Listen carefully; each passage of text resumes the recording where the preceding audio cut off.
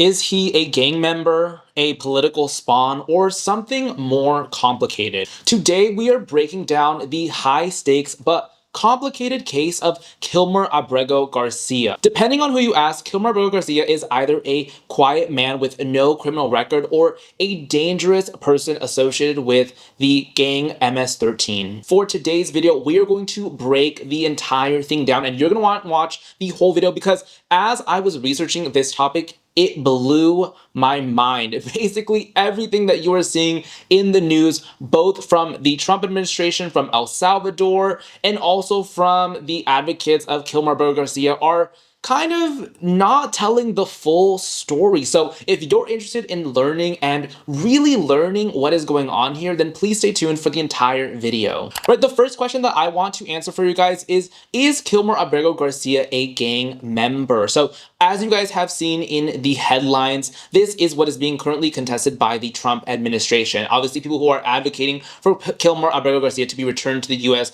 are saying that he is not associated with MS-13, as the Trump administration has indicated. And they are also claiming that his deportation to El Salvador was due to administrative errors. The Department of Justice 2 days ago just released the documents that showcase the 2019 case that first linked Kilmer Abrego Garcia to the MS-13 gang. Just to give you guys a quick summary on this report, there were a total of 4 individuals who were seen loitering inside of a parking lot, and among those individuals was Kilmer. And 2 of the individuals that were identified in this parking lot were validated to have connections to the MS-13 gang. There was one individual that, as part of this report, they weren't super sure if they were able to validate it, but after additional investigation, they ended up finding that one reliable source was able to validate that Kilmer Abrego Garcia was a part of this MS-13 gang. So there's a little section here that says gang validation, and it says, per Prince George County Police Gang Unit, Abrego Garcia was validated as a member of the Mara Salvatrucha MS-13 gang. Subject was identified as a member of the Mara Salvatrucha MS-13 Chekel from the Western Clique, a transnational criminal street gang. This information was provided by this redacted, who has provided truthful, accurate information in the past. I also want to note another part here below that says Abrego Garcia was advised of his right to speak with the consular officer of his native country of El Salvador, which he declined. Abrego Garcia is claiming fear of returning to his home country of El Salvador. Now, obviously, this was released by the Department of Justice, so for people who obviously have their gripes against the Trump administration, they're going to take this and say that they can't necessarily believe it just at face value. Obviously, as you guys have seen in the news, like different things that are mentioned, like tattoos, wearing the Chicago Bulls baseball hat. These are things that seem like arbitrary associations, so I totally get the hesitancy in believing this, but I do want to say that 2 things that stick out to me about this document. One are the fact that he is with 2 other people who are actively a part of this gang, and then there's also a person that is identified as not part of the gang. So I don't necessarily think that the police department was just trying to stick anybody with that particular claim. I think that actually there was a level of investigation that was performed, and obviously that there is a person there that is assisting with validating associations in that region. So again, those are reasons to maybe think that there could be a validity in this. The second thing is obviously not taking up the consular services. I think that's a very interesting move to make because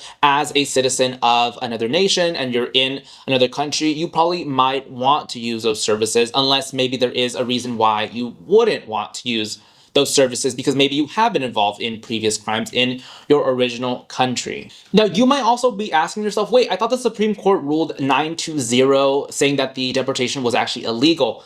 I'm gonna get there. I'm gonna get there, you guys. Now, before I jump into that 9-0 ruling, I want to talk to you guys a little bit about the context of this deportation. So there's 2 very important moves that were made by the Trump administration earlier last month / this year. Right, so the first thing I'm going to show you guys is this presidential action, and this action designates cartels and other organizations as foreign terrorist organizations and specially designated global terrorists. If you read through this report, you will see that there are 2 gangs that are mentioned that are part of this. Obviously, it just generally outlines cartels as terrorist organizations, but if you look at it a little bit closely, you will see that MS-13 is mentioned. Also, another gang called Tren de Aragua is also mentioned as part of this briefing. So this is something that the Trump administration had done in January 20 of 2025. Now, the other very important move by the Trump administration was also this presidential action of invocation of the Alien Enemies Act regarding the invasion of the United States by Tren de Aragua. So that is the other gang that I mentioned to you that is also from the El Salvador region. Now, the important thing to note about the Alien Enemies Act is that it basically allows for deportation of non-citizens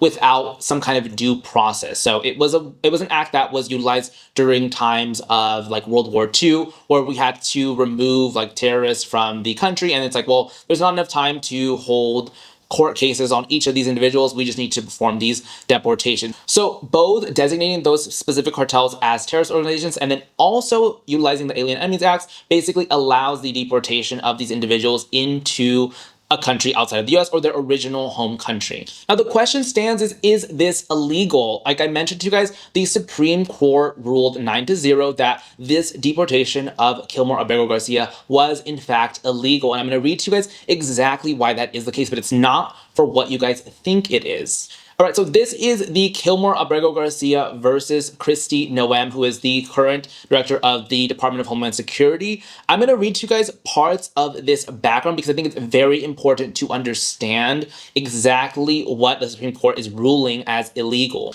All right, Kilmer Abrego Garcia is a native and citizen of El Salvador. Sometime around 2011, he entered the United States without inspection.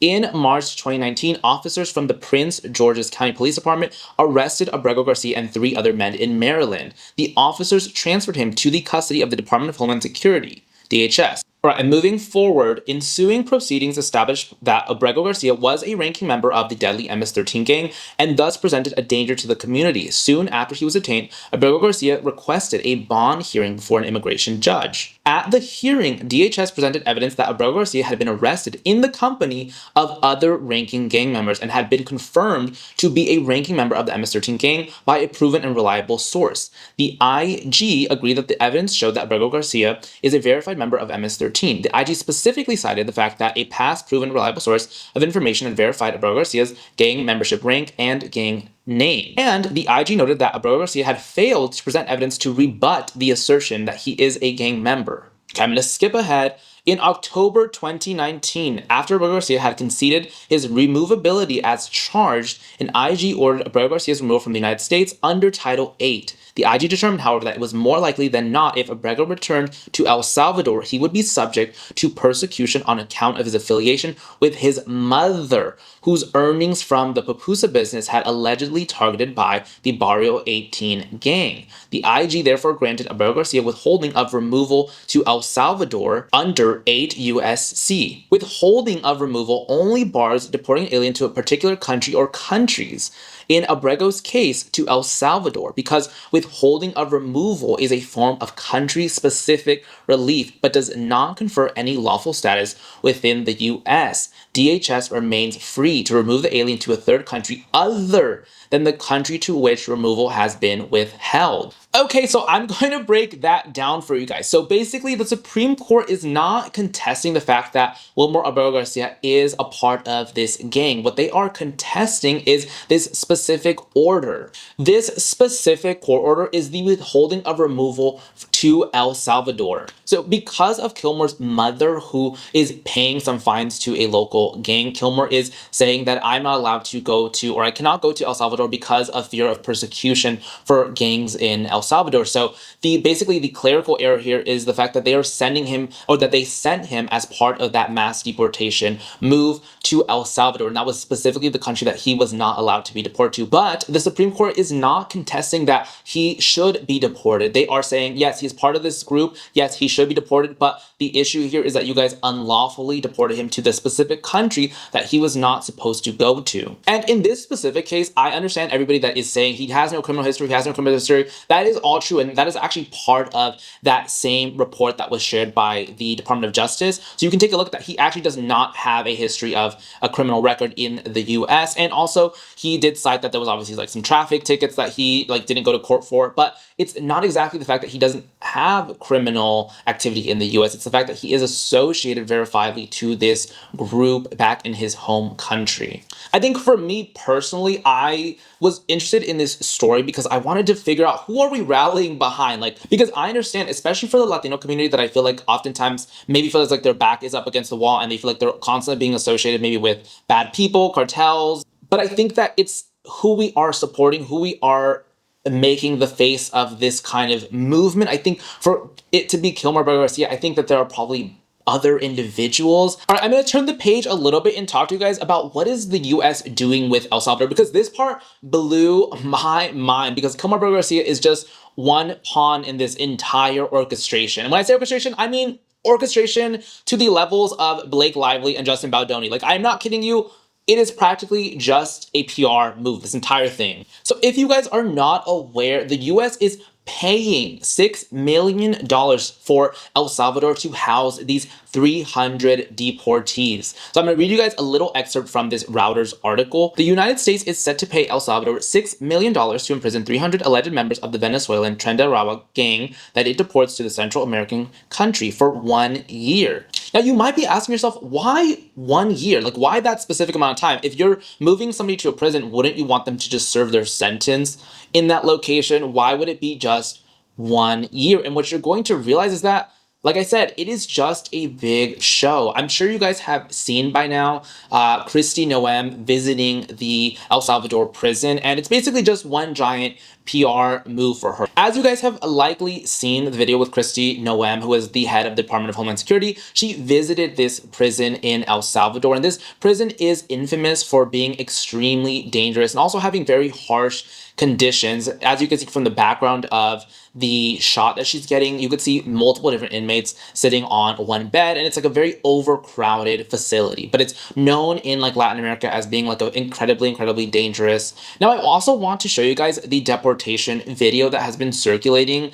I was on a somewhat of a quest to figure out, like, where did this video come from originally? And I realized that it was the El Salvador president, Nayib Bukele, who actually posted this video on his X. Now, if you guys watched this video, you would have realized a couple of things. One is the level of cinematography that had to go in actually creating this video. You had aerial footage, you had footage from inside the prison, outside of the planes when they landed. It was an entire production to get this done. It was an extremely high quality production at that. As somebody who films videos, I know what kind of a production this is to actually film it. So I am just putting myself in the position of these camera people are in the prison with these individuals. Like, this was an orchestration. It had to be an orchestration to get all of those various different shots. Another piece that just does not sit right with me is the Maryland Senator Chris Van Hollen actually visiting Kilmer Abrego Garcia in El Salvador to figure out what is going on with him, to do like a little bit of a wellness check. But you can see that when he visits him and reports that he's doing okay, they are in a restaurant cafe. Why? What would somebody be doing in a restaurant cafe if they are actually imprisoned? I don't understand what to make of that particular piece, but I think it's just really interesting that this was the shot that was shared. The other thing that I'm sure will likely happen is Chris Van Hollen will probably run for president in the upcoming election. He's probably going to use this to say, hey, I care about humanitarian issues. I went all the way down to El Salvador to meet Kilmer Abrego Garcia. Now, if you guys do not believe me that this is an entire production, you are going to be baffled at the background of Nayib Bukele, the president of El Salvador. So according to a biography of Bukele that was shared on Britannica, Bukele actually comes from a wealthy family that has a family business in public relations. I'm going to read you guys an excerpt from that article. At age 18, he dropped out of Central American University, where he studied law, to devote his attention to the family's business. In that capacity, he worked closely with the most important client of the business empire's public relation firm, the Farabundo Martí National Liberation Front, Frente Farabundo Martí para la Liberación Nacional, FMLN, one of the two political parties that had dominated Salvadoran government since the end of the Civil War in 1992. Now, I don't think you guys understand this. So Nayib Bukele first started out as part of this political party. Eventually, he made his own political party and then was able to rise to popularity and eventually win the presidency of El Salvador. And he is now seen as like a cool dictator because he's also very young in age. I think he's 43 years old. But let's also just pause right there. The fact that Nayib Bukele's family business is public relations, this was like the puzzle piece that I needed to read about because I was like, the whole thing felt like a giant production, from the deportation videos to Chris Noem visiting the actual El Salvadorian prison. Also, Bukele met with President Trump at like a presidential meeting, and all of it felt like this giant PR thing. And just to find out that his family's well-established business was in public relations is absurd to me. Nayib Bukele is the son of Armando Bukele Catan. I'm sorry if I'm butchering his name, but he is a prominent leader of the Islamic community in El Salvador. He actually built the first mosque in El Salvador, and a huge part of Bukele's initiatives for his presidency has been actually to crack down on violence, and specifically gang violence. He talks about having turned the most dangerous country into one of the safest countries. This is true. The violence in El Salvador has plummeted significantly since he has become president, and a lot of that is cited at the fact that he has a very strong stance. And as we know from Donald Trump's side, mass deportations are a big part of his campaign and also term. So them striking this $6 million deal to send people to El Salvador for 1 year is a part of showing the public that they are both enacting what they're doing. And like I said, at a high quality production, it's like that is enough to get people to not go into the US, and also that is enough to get people from El Salvador to not engage in that level of crime. Now, the last thing that I haven't exactly been able to pinpoint about Bukele, because I personally watched the entire presidential meeting between Bukele and Trump, and I was like, this guy is seemingly just reciting Trump's policies back to him. I didn't feel like he himself was a leader. I'm going to show you guys a clip from that. Good. Yeah. So it's a very important form of protection. Yeah. And as you can see, most of my cabinet are women. So That's impressive. yeah. That's why you're They're not DEI hires or anything. They're just great at what they do. Right? That's right. This is very impressive. Yeah, This is the first. We've had women, but we've never had 3 of them. Now, as part of this meeting with Donald Trump, Bukele also describes that he is not going to be sending back Kilmer Abrego Garcia because he is a quote-unquote terrorist. I'm going to play that video for you guys. Do you plan to return him? Well, I'm supposedly not suggesting that I smuggle a terrorist into the United States, right? It's always How can I smuggle? How can I return him to the United States? Like, I smuggle him to the United States, or what do I do? Of course, I'm not going to do it.